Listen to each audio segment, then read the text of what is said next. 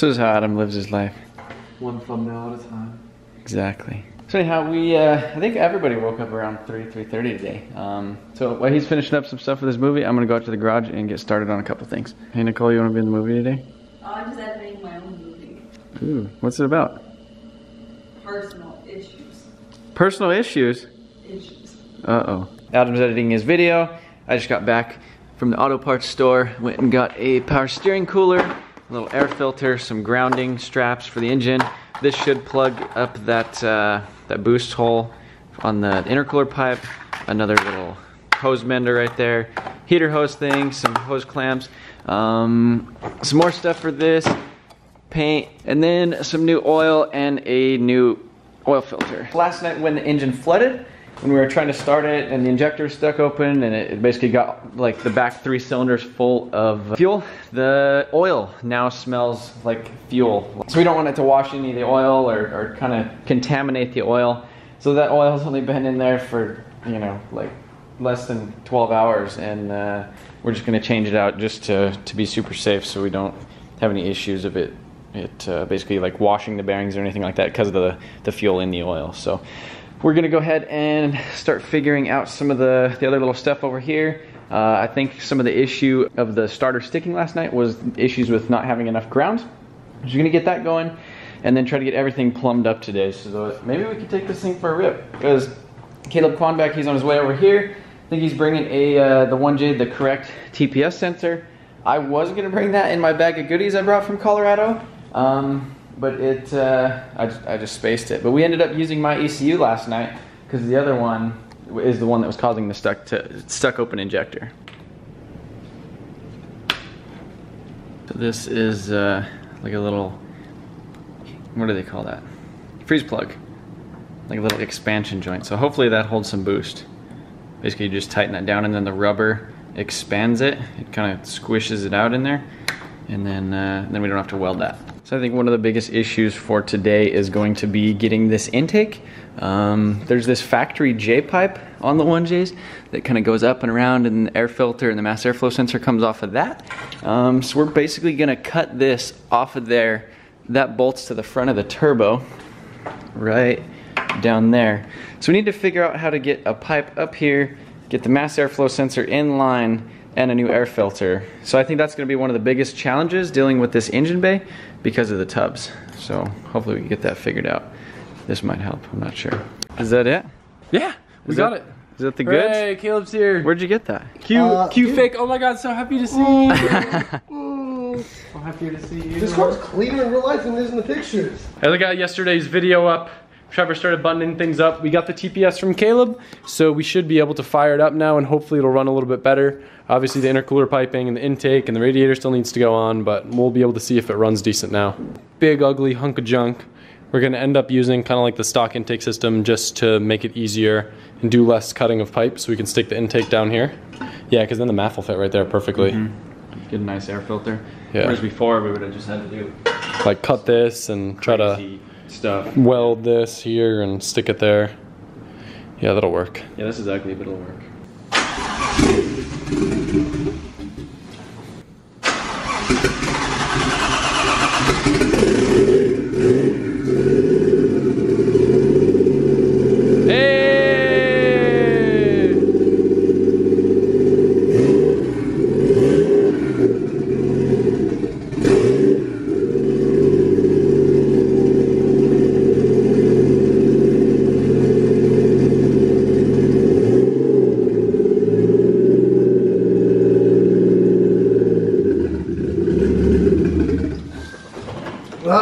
How come it's having a hard time catching the idle? Alright, so me and Caleb have been working on this power steering. And we took this bracket, bent it straight right here. Found a nice pretty location hole to mount it. So now we should be able to get a little bit of flow from here into there. Shorten this hose a little bit and then hook up the power steering line. Because I'm running a SR radiator and I didn't get a different one, we're kind of running into the issue. This is our problem. Yeah. Where's your coolant it's hose? under your hand. With a coolant hose? Yeah, that's kind of close. Well, before we didn't have this piece here, so this is like kind of our solution to make it work. But usually people either move this forward, but we're trying to keep the AC stuff, or they'll like cut this off. But we don't think we have time or the ability to cut it and re-weld it right now. We'll try and chop this and suck it up a little bit more, but it's gonna be tight either way. Yeah. Trevor went to go pick up some more little nuts and bolts, and I'm gonna work on starting to mount the exhaust. I was having a hard time holding this pipe up to mount it to the downpipe just as one person. So I kind of rigged some zip ties over here just to support the exhaust. That way I can work better over here. The problem is though, you can't see, but the inside of the CX Racing pipe doesn't really match up well to use the stock gasket. So I'm gonna have to use an aftermarket one, and I don't have the right one. Alberto says I can use some gray silicone kind of with the gasket, and that'll help seal it up even though the bolts don't really match. So I guess I'm just gonna do that. So I've got the downpipe all mounted. I have kind of like a weird bolt temporarily just in the time being, but I'm gonna start working my way back now.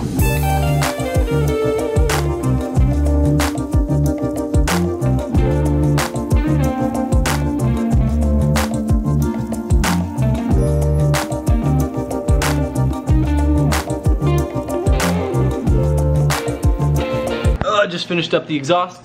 Like I said, the turbo comes on the different side when you have a JZ, so the exhaust transfers over to the other side. Tucks up pretty nicely. We had a little bit of an issue getting this hanger to work, so it's a little bit squirrely, but she's good, she's real solid. Should sound pretty good too. We wanted to do a straight through exhaust, but this one bolted right up. I figured it'd be a lot easier than custom fabricating something. Got some flame-proof paint that I'm gonna use to paint these heat shields. And then these intake pieces are gonna get painted in like a cast aluminum color. So I'm gonna take those outside. I'm just gonna spray over the stock like blow-off valve because it doesn't even matter. We're not gonna be using it. We're gonna start it with the new exhaust for Nicole. The exhaust does have the silencer in it right now, but we're just gonna leave it in for the... It's gonna shoot out. Hold on, let me give it some throttle.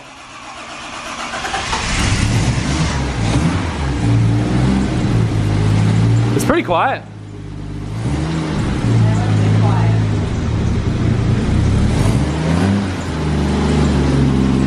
Ignition is on.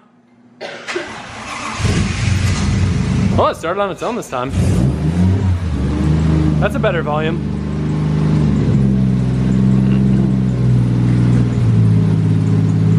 Will it rev it all?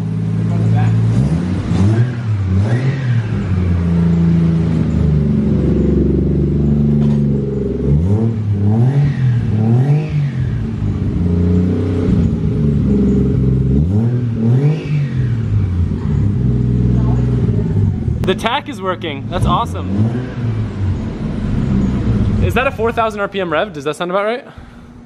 No, that's probably 2. It has, there's on that Dakota digital box. Oh, you can adjust it? Yeah, you like program it. Do what you want. Pulled the fans off the old radiator because Navo picked up a KA radiator for us.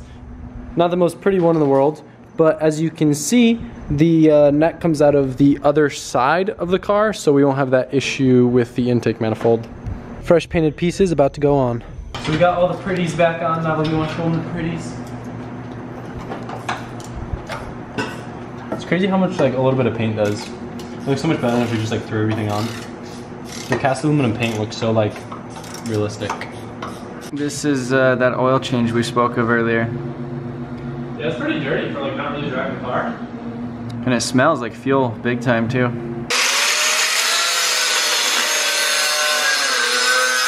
Oh, it sucks, dude. I'm literally like, I could probably just pry it off. Our sleep schedule is so messed up that we all just ate dinner and it's 1:30 a.m. So now all we really have to do, intercooler piping, install the radiator, wire the fans, put one of the wheels back on, add fluids, and we should be good to go. Roberto's now here trying to wrap the car up. This is the custom intake tube we made. Keeps the intake nice and cool away from the turbo and all the hot stuff. You like it? Yeah. None of us have been able to get this power steering hose on. Alberto, what is the technique? How are you doing this right now? Because it's the wrong size. How are you doing it? Like go around with it so the braid it just keeps loosening up and allows the hose to expand. There's a rubber hose and it has braided over it, which holds it from expanding so it holds more pressure. When you do this movement, you're loosening the braid evenly and allows it to expand just enough to let the hose go in. The upper radiator hose inlet on the KA radiator is on the left side, so it doesn't conflict with the intercooler piping. but we'll probably end up switching to a nice one down the road. This is just for the time being. Alberto's welding one of the intercooler pipes so we can get the proper bend. Trevor's running heater hose. I'm pulling off the water neck because we have to cut it here, so that way we can just have a straight piece of silicone hose running to the radiator, because this would be ridiculous. Just over here making a segment from my movie, as he likes to call it. Yeah, I'm over here making a little segment for... He's got the vlog action going on. Yeah. And so anyhow, we found this random like heat shield thing, and I thought it would be really cool. It was at O'Reilly. No, it was at AutoZone. Anyhow, and I thought it'd be really cool to wrap these fuel lines right here just because it's so close to all the downpipe and everything. Everything over here is going to get really, really hot, and we definitely don't want the fuel lines getting super heated. You can see we kind of have them going back around over here, but yeah, and that goes all the way down around the bottom until it can't go no more. So yeah, that stuff's pretty cool. Just basically just Velcros, just like that. Thank you guys for subscribing to Alberto. He's very happy with the subscribers. It's 4:30 a.m. so he's gonna get some sleep. We're just gonna stay up so we can finish it and take it for a rip, bud. That's right. Thanks, Alberto. Alright. Please get it done. Come on. We will. Make it worth the effort. For sure. Couplers are on. Trevor just put the lower radiator hose on. It's actually a factory Supra lower radiator hose. Just trimmed slightly. Now we're gonna be running power to the starter, which we might try my 2J starter. The wiring might be wrong. We're gonna try to figure that out. And then we are going to change the transmission fluid. Did you know that to insert fluid in the transmission, you use a pump? I think in my SR, I did it from the top. Can you do that on JZ's too? No. Oh, okay. Well, I think on the old on style the other shifter one, the old R154, you probably can, right? Yeah. We're making progress. 6 a.m. but we got this. Oh yeah. Here we go. Focus, focus, focus. No, no, no, no, no. It says 552. So like typically when you do like an engine swap or anything like this where you're just exchanging fluids and fluids are getting dropped and you're brake cleaning stuff and cutting stuff, normally like your feet, like the bottoms of them, you're just like slipping and sliding. Whereas you can see underneath there, there's a bunch of oil. But it's not like slippery. All you gotta do is wipe it. Also, I'm not gonna lie, I thought the Swiss tracks would suck for this. I thought the engine hoist would get stuck. I thought that it would just get disgusting with fluids, and it didn't. And like this, Swiss tracks did not pay me to say this stuff. I genuinely thought they were gonna suck for this, and I was ready to pull the flooring out of the lift side if they sucked. But they don't. I don't wanna get my hopes up, but check this out.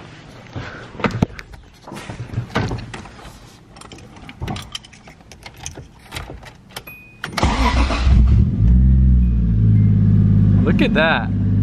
The tack even works. Might need to be adjusted a little bit. The speedometer doesn't work. We tried testing it, but... The boost gauge work? No, it's not hooked up. It should be. Look at it. It's got vacuum. Yeah, dude, it revs way nicer now.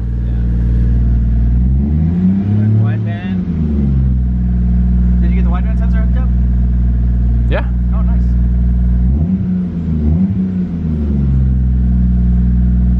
Oh, this car's dope. I miss mine now. I miss mine. I gotta build another one. Trevor and I are kind of talking about like content and how we come up with different content to film.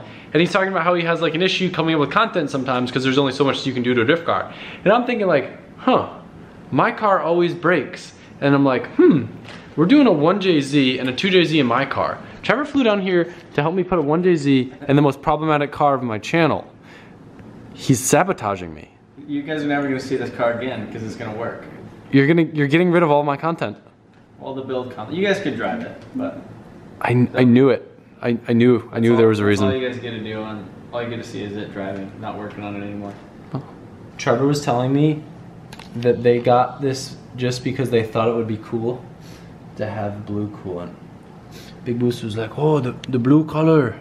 It's so cool if you could have the blue coolant and look at the blue versus the other colors because it's blue. And you open it up and you can see the blue. We really should be running distilled water, but we don't have any. And we don't really want to go drive anywhere to go get some, so we're just running 50-50 for now. Go on. Can we tee into this? What's this? An adapter? Did you make this? I robbed it from the old man SR over there. Oh, she's still good for something. Yeah, robbing stuff off of.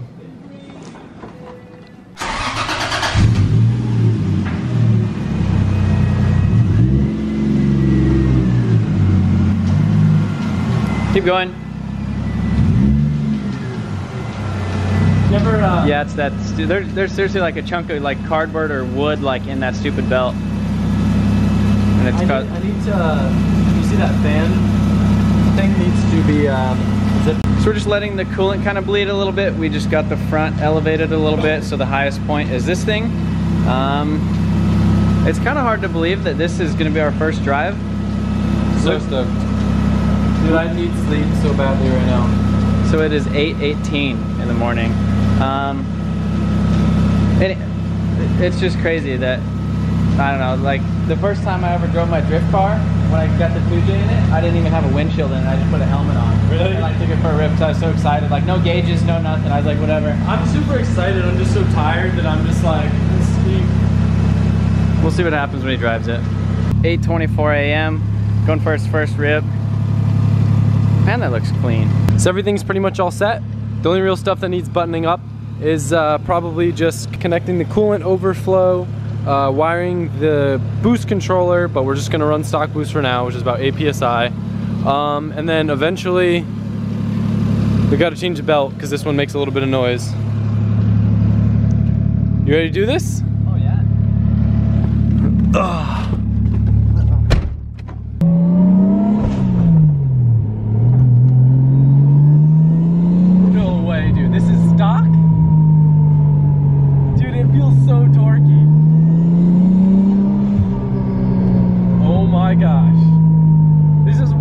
I thought. I haven't even gotten on it yet. I just know.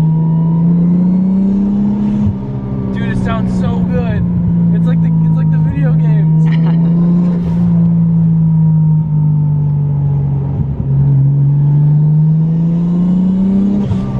Oh my gosh. I'm way too stoked.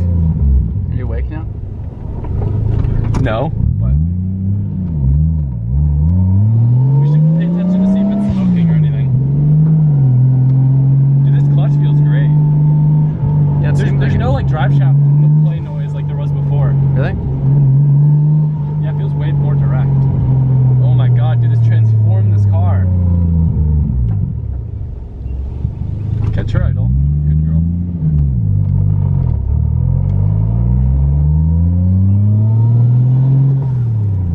Oh, I started in second. That's why I did that. That's how much power it has.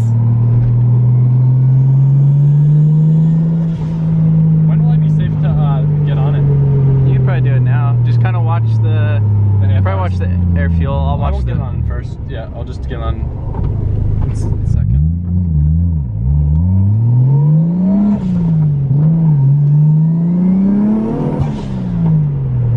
It sounds really good. The RPMs aren't right, so I don't know how high I can take it.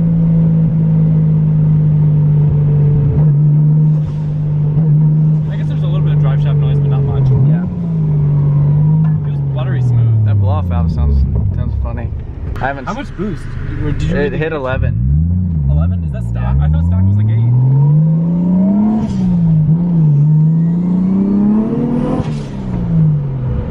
That was 12. That sounded a little weird. It's weird because I'm not used to hearing it come out of that front side over there. I'm like scared to get on it because I don't know where the tack is. Have I gotten anywhere close to red line? No.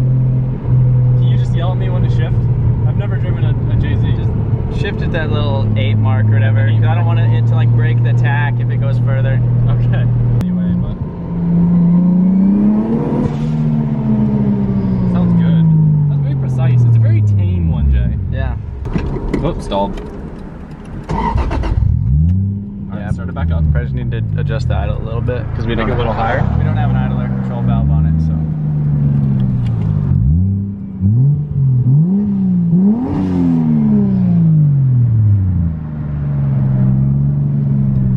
Such a tame sound. It's just so like raw too. It doesn't sound raw to me though. It sounds so refined. Yeah.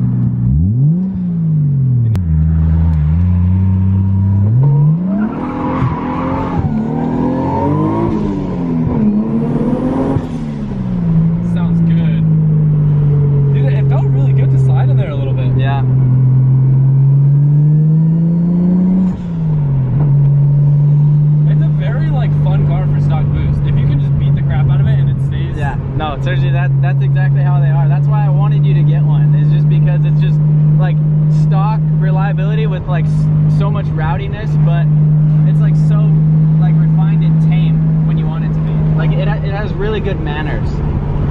Let's roll the window up and see how it is inside the car, like loud wise. It's pretty quiet.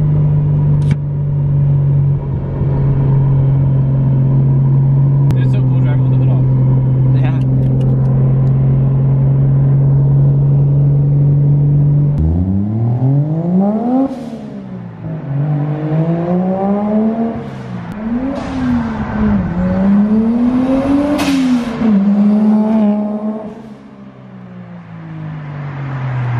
It's 9 a.m. I have to call it a night or a morning or a day because we're going drifting in like 4 hours, so I have to get a little bit of sleep. The car's amazing. I had absolutely no idea the 1J would be so torquey and so fun to drive, and like this is just the beginning. This is stock turbo, stock boost, and it's awesome. It feels 10 times better than her fully built SR that felt like poopy pants. So thank you guys so much for all the hype on this build, and I can't believe you knocked it out so fast. Like, huge thank you to Trevor, huge thank you to Alberto, huge thank you to Navo, everyone that was involved, you guys for keeping the hype going and keeping us motivated. This isn't the end though. Tomorrow there's gonna be a video drifting, and we still have to have Nicole's reaction to first driving this. So this series isn't completely done yet, but I just wanted to thank you guys. I'm so unbelievably stoked. Look at how good this thing looks. It's just so pretty. Almost as pretty as the man inside, Trevor himself. So beautiful. Thank you guys so much. I hope you're as stoked as I am. I will see you tomorrow.